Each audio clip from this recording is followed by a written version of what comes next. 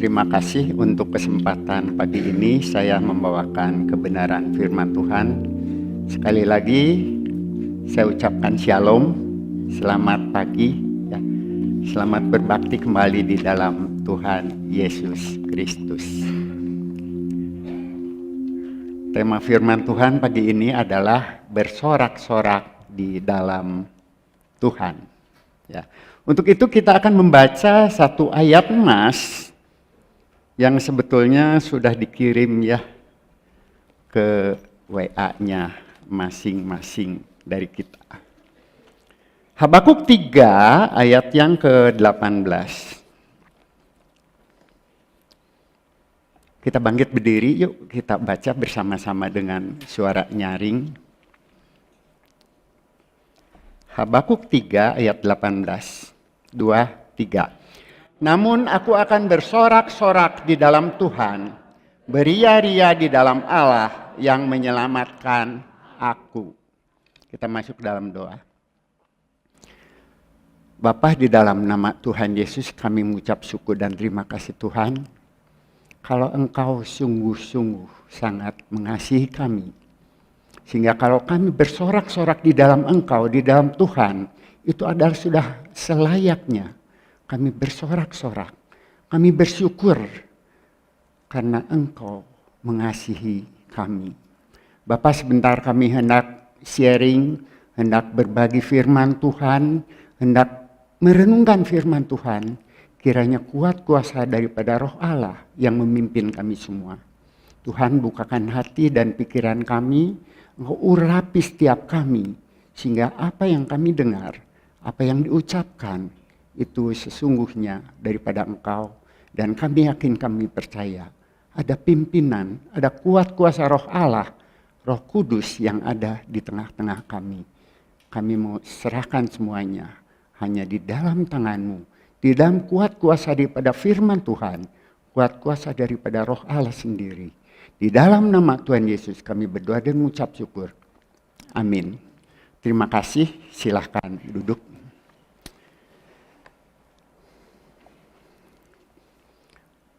Terus terang ya, semenjak saya dapat ayat ini di staf gembala, kan dikasih ayat nih banyak.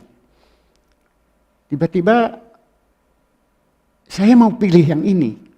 Dan saat saya memilih satu ayat yang disodorkan, sampai hari ini nggak biasanya emosi saya itu meledak-ledak terus.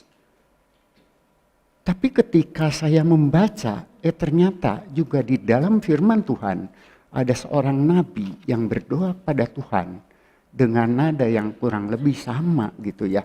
Bukan nabi yang ikut saya, tetapi kenapa? Seperti ada satu peneguhan daripada firman Tuhan.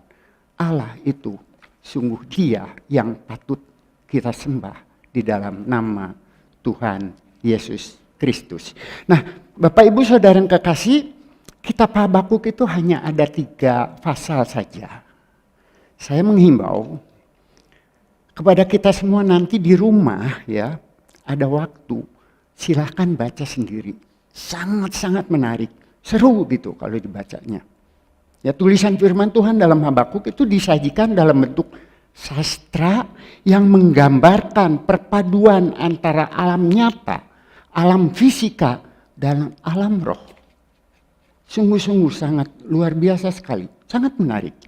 Tapi sekarang yuk kita membandingkan Injil Yohanes pasal 20 ayat 25 dengan Habakuk pasal 1 ayat yang ke-2. Nah ini ya, saya akan bacakan, Bapak Ibu Saudari silahkan menyimak. Yohanes 20 ayat 25. Maka kata murid-murid yang lain itu kepadanya, kami telah melihat Tuhan.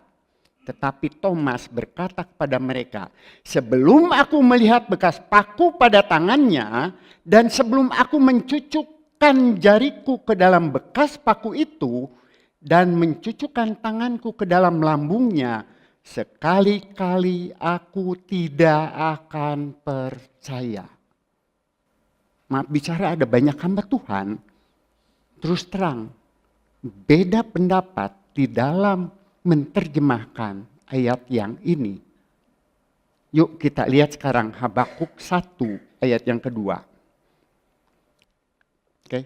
Berapa lama lagi Tuhan aku berteriak tetapi tidak kau dengar. Aku berseru kepadamu penindasan tetapi tidak kau tolong.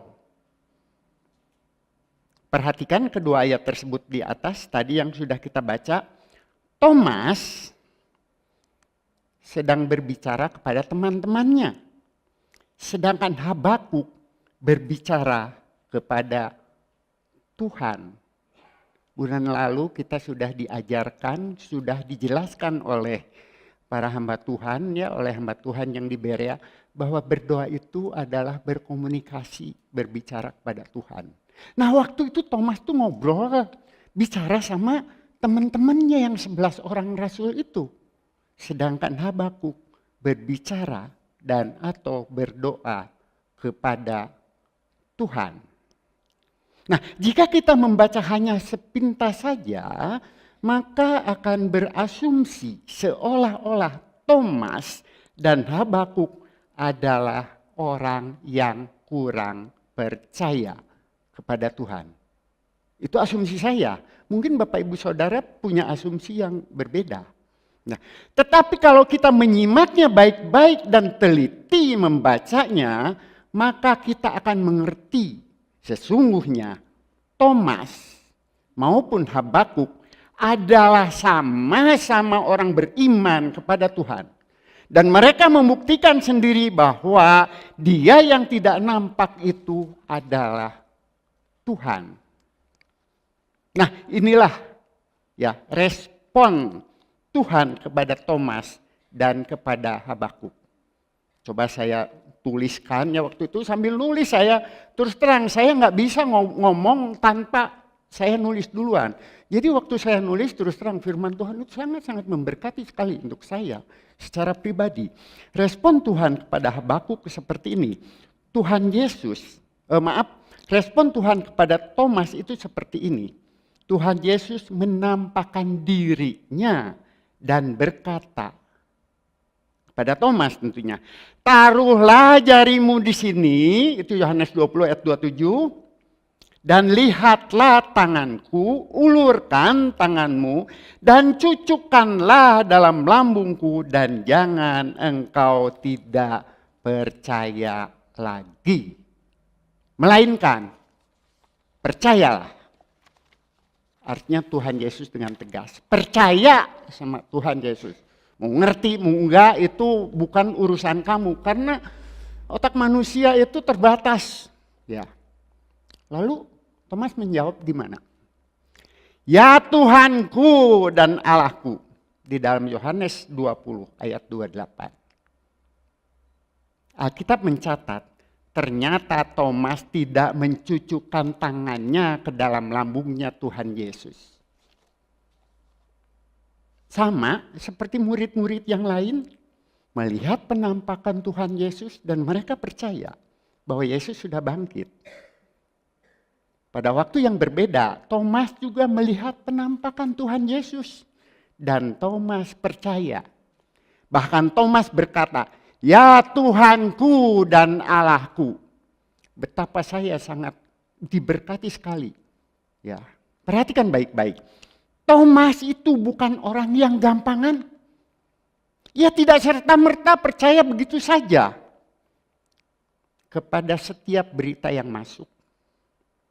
Bahkan berita dari temannya sendiri enggak gampangan Thomas. Ya. Makanya saya ingin menghimbau hati-hati kalau ada berita yang gak karu-karuan masuk. Hari ini sosmed itu sangat luar biasa sekali. Berita yang wah acak-acakan banyak yang masuk. Ada yang baik, ada yang buruk. Kalau kita gampangan percaya maka kita akan diumbang-ambingkan ke sana ke sini. Mari kita perhatikan. Tetapi Thomas sangat percaya kepada Tuhan Yesus Kristus. Di dalam PB, Thomas adalah orang yang berani membuktikan bahwa Yesus adalah Tuhan dan Yesus adalah Allah. Dia sangat berani membuktikan di antara sesama teman-temannya. Dia membuktikan, ya Tuhanku dan Allahku. Ini adalah satu bukti yang dengan berani dia mengatakan. Kata-kata Thomas kepada Yesus.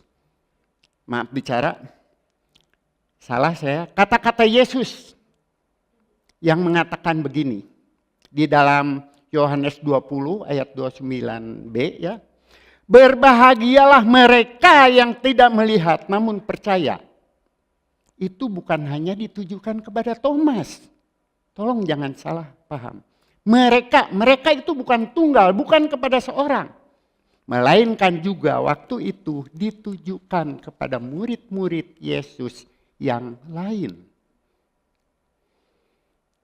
Pagi ini firman Tuhan berkata, berbahagialah mereka yang tidak melihat namun percaya, juga ditunjukkan kepada kita. Ditunjukkan kepada Bapak, Ibu, Saudara dan saya yang berani bersaksi bahwa Yesus adalah Tuhan dan Yesus adalah Allah. Ya, inilah yang dinamakan dengan iman. Iman kepada Tuhan Yesus Kristus.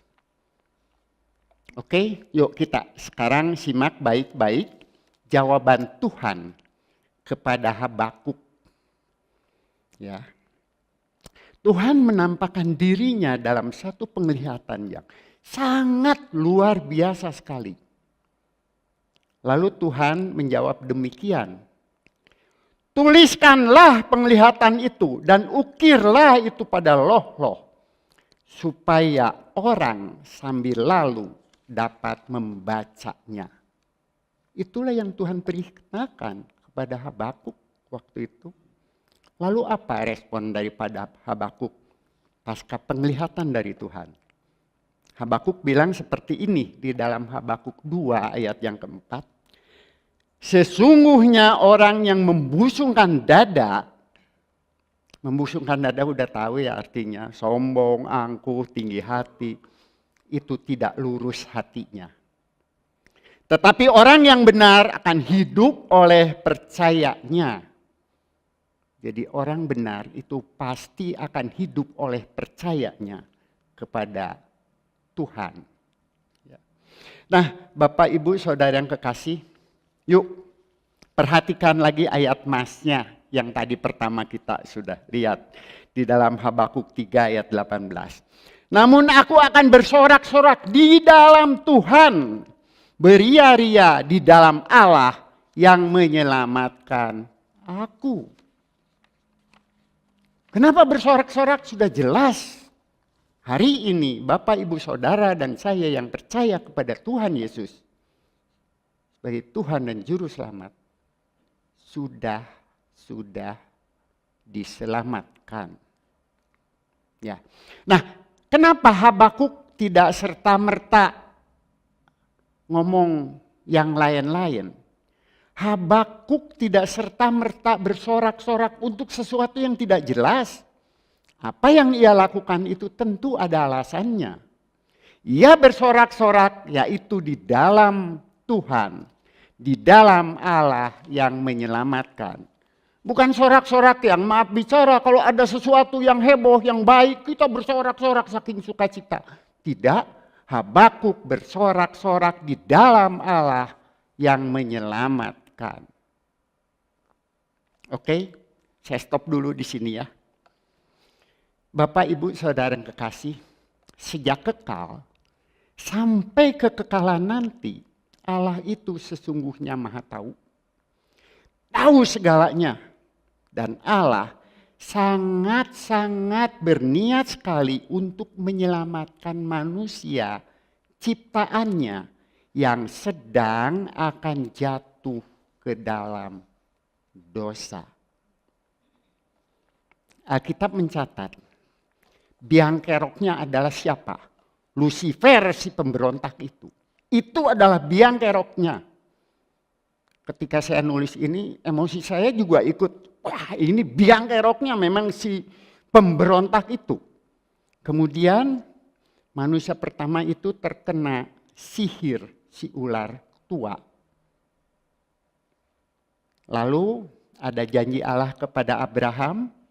Nah, dari keturunan Abraham muncul 12 suku bangsa pilihan. Namun mereka saling memberontak. Nah, satu di antara 12 bangsa pilihan adalah Yehuda. Nah, bagian ini yang nanti kita akan bahas ya. Selanjutnya ada karya Tuhan Yesus di kayu salib dan seterusnya, kita semua udah tahu.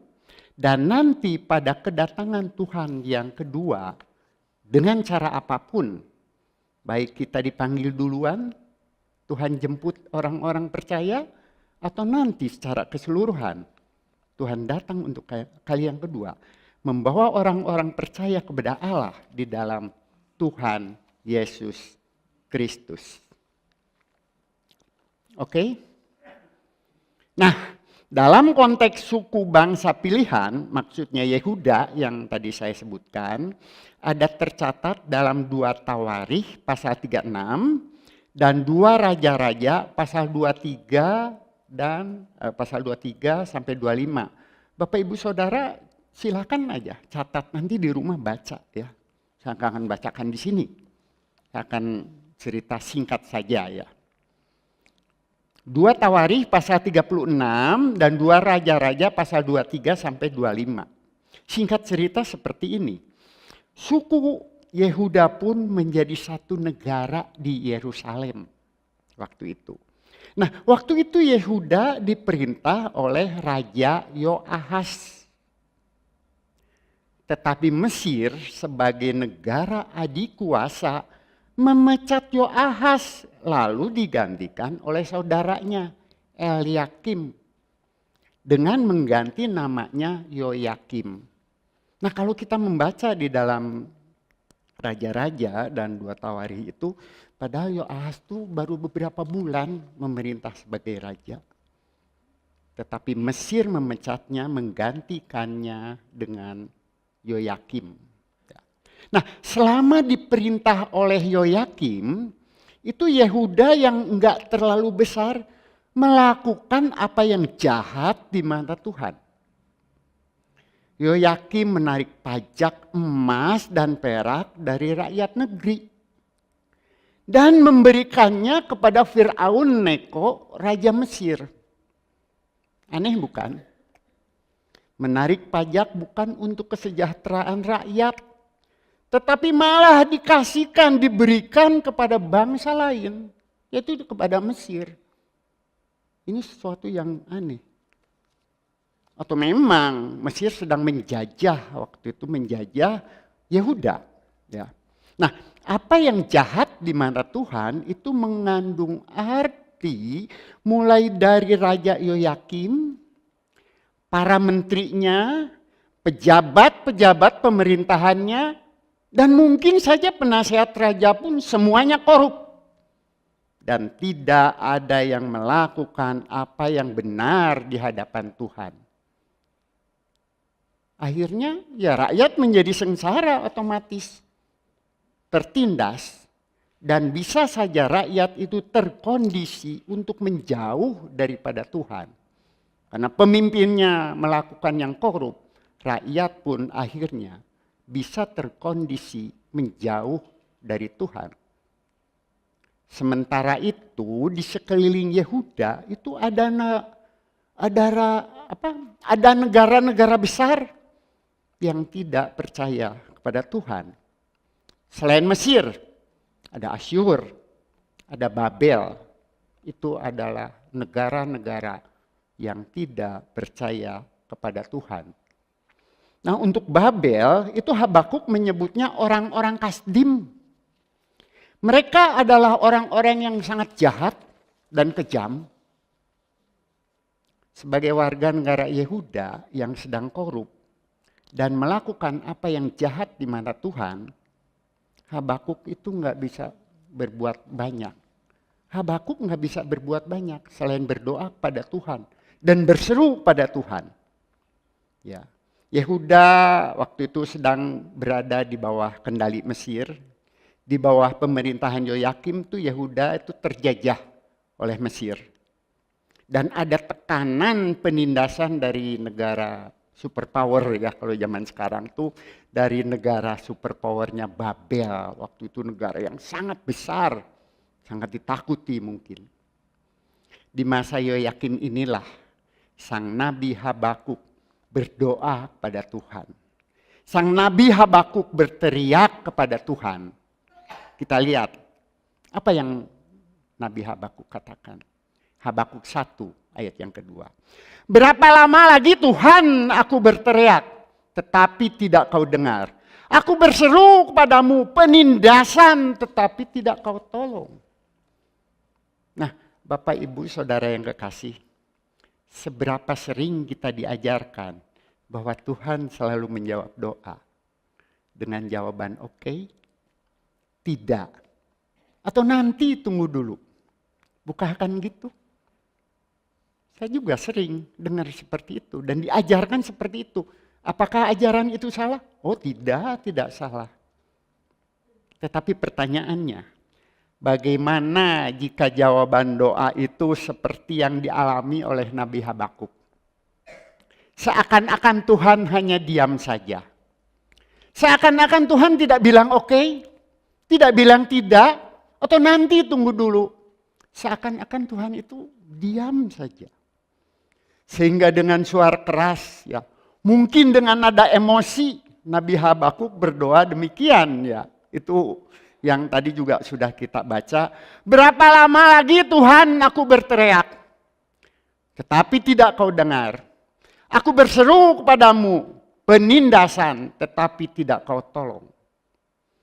Rasanya sampai detik ini saya tuh belum pernah dengan orang berdoa seperti Nabi Habakuk.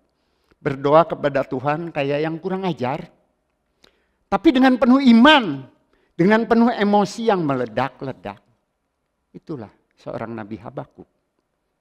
Habakuk berdoa kepada Allah. Agar Allah menghentikan kesalahan umat perjanjiannya, Yehuda. Tetapi nampaknya Allah tuh diam saja. Bahkan membiarkan kekerasan, ketidakadilan, dan penghancuran orang benar oleh orang fasik di depan mata Nabi Habakuk. Perhatikan Habakuk 1 ayat yang keempat.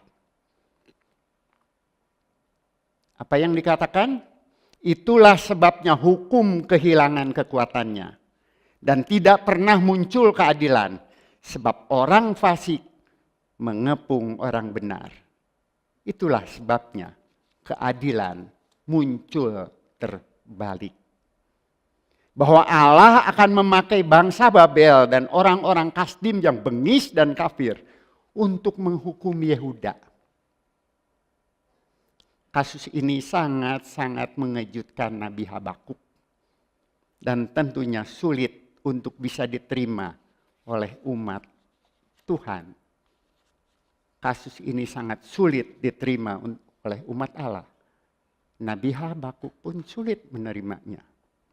Namun demikian perhatikan, ada nubuatan profetik dan penglihatan Habakuk yang dari Allah secara langsung. Kita langsung saja Habakuk 2 ayat 1 sampai 4. Tolong bilang begini. Habakuk bilang begini. Dengan iman loh Habakuk bilang. Aku mau berdiri di depan pengintaianku. Dan berdiri tegak di menara. Aku mau meninjau dan menantikan apa yang akan difirmankannya kepadaku. Dan apa yang akan dijawabnya atas pengaduanku. Luar biasa sekali Nabi Habakuk ini. Lalu Tuhan menjawab demikian. Tuliskanlah penglihatan itu pada loh-loh supaya orang sambil lalu dapat membacanya. Ayat 3, sebab penglihatan itu masih menanti saatnya, tetapi ia bersegera menuju kesudahannya dengan tidak menipu. Apabila berlambat-lambat, nantikanlah itu, sebab itu sungguh-sungguh akan datang dan tidak akan tertangguh. Sangat luar biasa sekali Tuhan bilang seperti itu. Apakah udah kejadian? Belum, Tapi Tuhan bilang seperti itu. Perhatikan ayat yang keempat sekarang. Sesungguhnya orang yang membusungkan dada tidak lurus hatinya. Tetapi orang benar itu akan hidup oleh percayanya. Tolong perhatikan ayat yang keempat ini. Ayat yang keempat itu sedang membandingkan antara orang jahat dan orang yang dibenarkan oleh Tuhan. Orang jahat dalam hal ini di zaman Habakuk adalah orang Kasdim, adalah orang-orang Babel.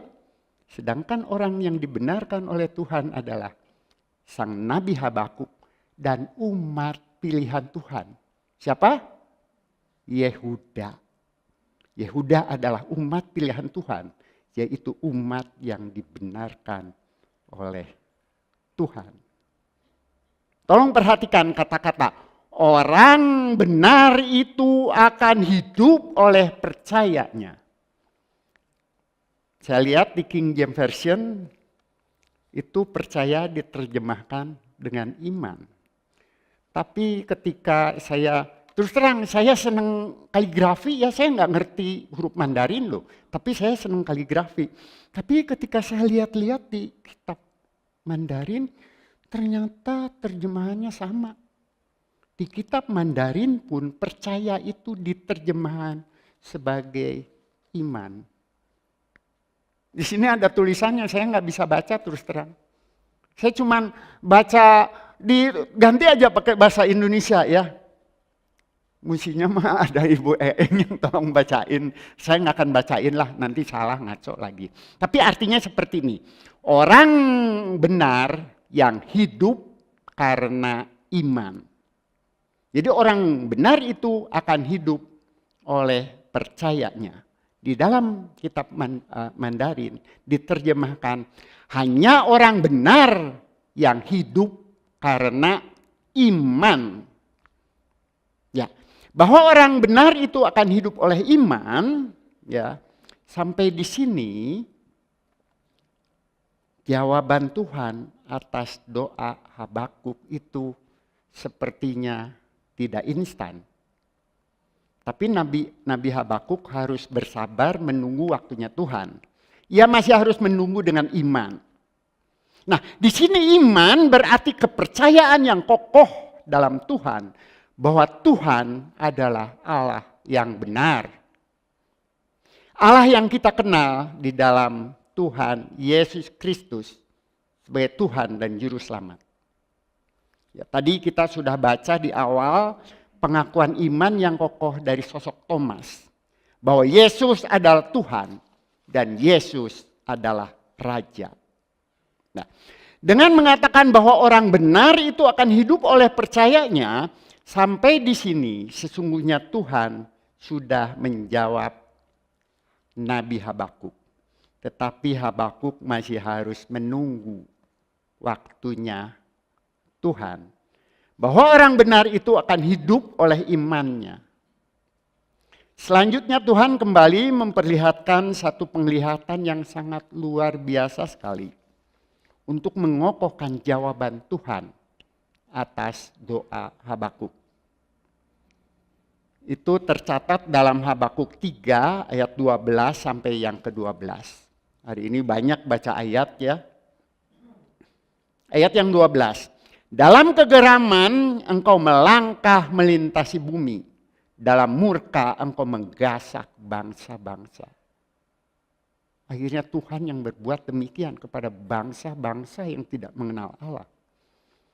Ayat 13. Engkau berjalan maju untuk menyelamatkan umatmu. Ternyata yang menyelamatkan umat Allah adalah Allah sendiri. Untuk menyelamatkan orang yang kau urapi. Engkau meremukan bagian atas rumah orang-orang fasik. Dan kau buka dasarnya sampai yang penghabisan. Orang-orang fasik itu akan dihabiskan mulai dari atap sampai pondasinya. Sampai tidak ada lagi. Tetapi Tuhan menyelamatkan orang-orang percaya. Orang-orang yang dibenarkan oleh Tuhan. Nah, berbeda dengan orang fasik. Bersama Tuhan orang benar itu akan muncul sebagai pemenang.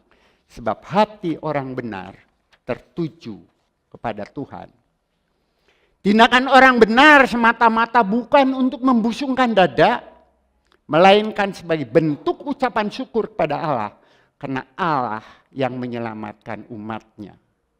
Karena Allah yang menyelamatkan kita. Melalui Tuhan Yesus Kristus, Allah sudah menyelamatkan Bapak, Ibu, Saudara, dan saya. Nah, Bapak, Ibu, Saudara yang kekasih, bagi kita yang saat ini sedang bersuka cita, sedang dalam kondisi baik, semuanya nampak oke. Sebab tidak ada yang perlu dirisaukan. Sangat mudah untuk berkata, puji Tuhan. Itu saya loh. Kalau lagi oke, puji Tuhan. Nah kalau dalam kondisi seperti Habakuk, kumaha ieu teh? Ya, kita sangat mudah bersyukur pada Tuhan apabila dalam kondisi yang baik. Tapi dalam kondisi tertekan, tidak ada yang tahu kondisi Bapak, Ibu, Saudara dan saya yang sesungguhnya. Bisa saja di luar nampak oke, seperti tidak ada masalah, tetapi di dalam hati sedang bergumul, sedang memikirkan sesuatu yang sangat-sangat sulit. Bisa saja itu masalah ekonomi, atau masalah bisnis, atau masalah keluarga, atau masalah hubungan dengan sesama, atau di dalam pelayanan, nggak ada yang tahu. Atau ada masalah sakit penyakit yang tidak kunjung sembuh. Atau masalah lainnya yang sudah sekian lama didoakan, namun sepertinya belum juga ada titik terang. Pertanyaannya, masihkah mudah untuk bersyukur dan berkata, puji Tuhan. Aku bersyukur kepada Tuhan, sebab Tuhan itu baik. Beranikah kita berdoa seperti Nabi Habakuk, yang tertuang dalam Habakuk 2 ayat 1? Beranikah kita berkata demikian? Aku mau berdiri di tempat pengintaianku dan berdiri tegak di menara. Dan aku mau menantikan apa yang difirmankannya kepadaku. Dan apa yang akan dijawabnya atas pengaduanku. Berani? Ya, oke, firman Tuhan pagi ini akan saya tutup dengan satu kesaksian yang sangat luar biasa sekali. Sangat memberkati terus terang buat saya. Seorang jemaat bilang seperti ini. Apa sih doa saya? Kok sakit alergi sudah sejak lama nggak sembuh-sembuh? Yang bersangkutan bilang seperti itu. Sombong ya kelihatannya. Yang bersangkutan sudah berdoa, berobat kemana-mana. Berbagai obat alergi juga, resep dokter sudah diminum. Nasihat dokter sudah diikuti. Tapi pemicu kambuhnya alergi nggak jelas. Kalau lagi kumat, kulit ini bentol-bentol, gatal-gatal, memerah. Sakitnya itu bukan menyiksa fisik, bahkan perasaan. Bayangin aja kalau semuanya merah di bentol-bentol keluar rumah. Banyak orang nanya, sakit apa? Itu yang nggak enak tuh di perasaan. Saya sangat memahami, sebab saya termasuk orang yang alergi. Khususnya kalau ada debu atau udara, seringkali saya bersin mata merah orang-orang jauh, apalagi setelah adanya pandemi COVID, orang-orang takut dekat sama saya. Padahal 1-2 jam kemudian saya udah naik motor lagi, udah kerja, nggak apa-apa. Itulah yang nggak enak di perasaan.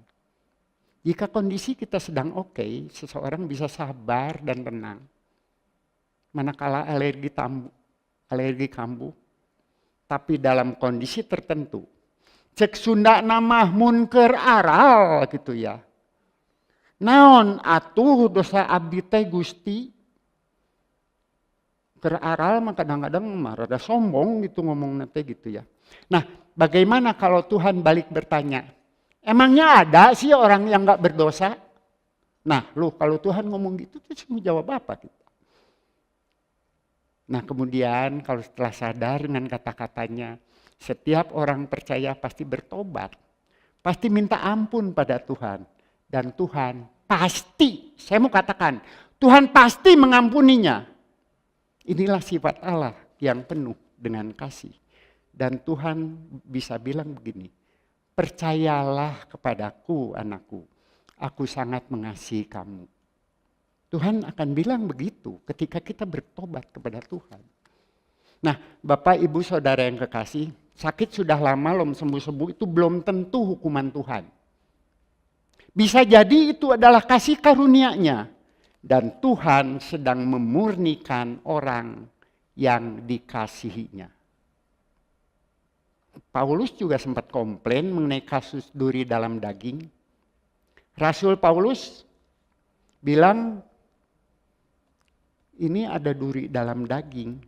Tetapi Tuhan bilang kepada Rasul Paulus, cukuplah kasih karuniaku kepadamu.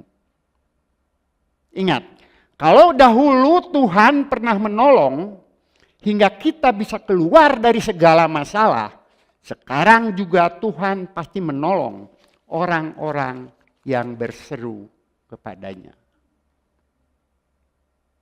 Sekarang saya ingin mengajak alam pikiran kita semua untuk mengingat kembali dan merenungkan dengan sungguh-sungguh. Demi menolong Bapak, Ibu, Saudara, dan saya, Tuhan Yesus sudah mengorbankan dirinya di kayu salib. Dia mati menggantikan kita.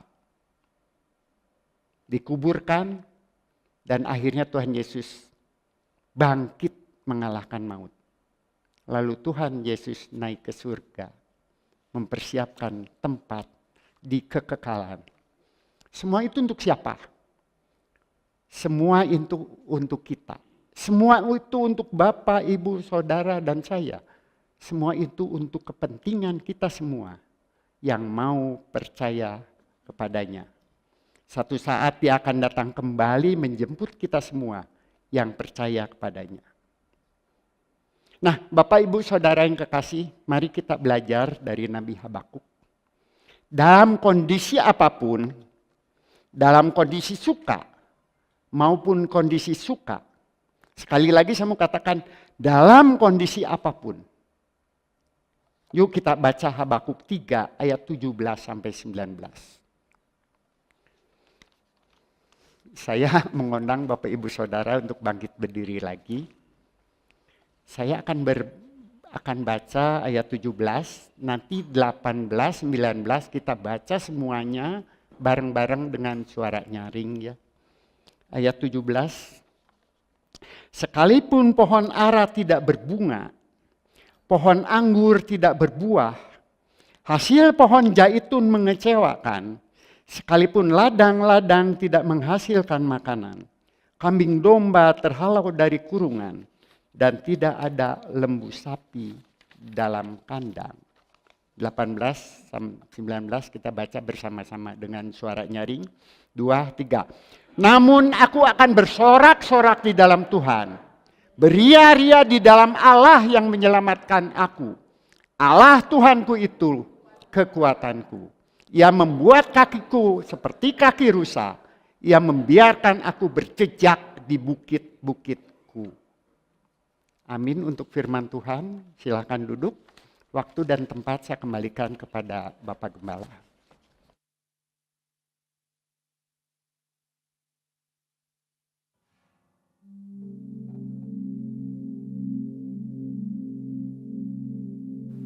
Oke, kembali saya undang saudara. Terlalu dalam saudara hikmat Allah, terlalu dalam pikiran Allah. Tapi bagi kita saudara, kita berjalan dengan iman. Bagaimanapun yang terjadi, kita percaya Tuhan itu baik. Bagaimanapun yang terjadi, kita percaya semua rancangan Tuhan adalah baik bagi kita. Oleh karena itu, kita sebagai orang benar atau orang yang dibenarkan, kita berjalan dengan iman, bukan oleh apa yang kita lihat atau bukan oleh pengertian kita. Kita berjalan dengan iman. karena kita percaya bahwa Tuhan itu baik. Kita akhiri ya Tuhan, kita akhiri dan marilah kita masuk ke dalam doa. Bapa kami yang ada di surga, kami tahu Engkau adalah pencipta, sedangkan kami hanya ciptaan. Bagaimana mungkin sebagai ciptaan kami bisa mengerti semua rancangan Tuhan yang menciptakan kami? Kami percaya apapun yang Engkau berbuat, Engkau adalah baik. Engkau merancangkan hal yang baik bagi kami. Kalaupun kami bisa mengerti itu semua karena anugerah daripada Tuhan. Oleh karena itu, biarlah kami bersandar kepada Engkau. Kami bersandar karena kami beriman bahwa Engkau itu baik dan rancangan Tuhan tidak ada yang tidak baik. Terima kasih Tuhan, terima kasih Kau berkati Pak Cinbeng, tambah-tambahkan hikmatnya, sehingga lewat Pak Cinbengnya Tuhan kami juga diberkati oleh firman-Mu yang hidup. Terima kasih Tuhan, terima kasih. Kami akhiri ya Tuhan KU1 ini dengan penuh rasa syukur hanya dalam satu nama, Yesus Kristus, Juru Selamat dan Penebus kami yang hidup. Dan sekarang kiranya berkat dari Allah Bapa, kasih karunia, damai sejahtera dan sukacita dari Tuhan Yesus dan persekutuannya Roh Kudus menyertai saudara-saudara dari pagi hari ini sampai Maranatha, kedatangan Tuhan Yesus yang kedua kali. Amin.